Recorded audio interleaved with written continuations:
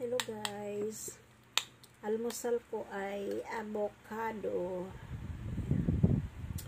Nilagyan ko siya ng powder milk.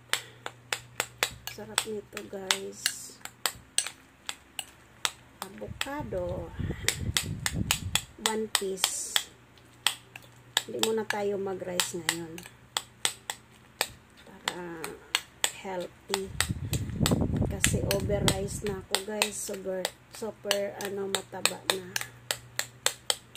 Kaya mag-fruits muna tayo ngayon. Avocado. Kaway-kaway dyan sa mahilig sa avocado. Oh. Kahapon ang kinain ko ay papaya. Ngayon naman avocado.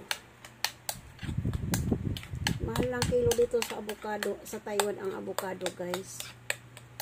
Tikman natin. Sarap.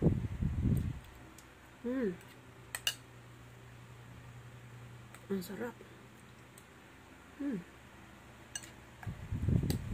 Hindi ko napapalamigin. Tama na yan.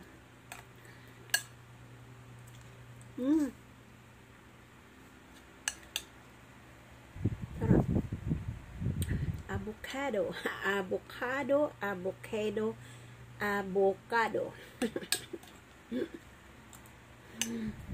Yummy.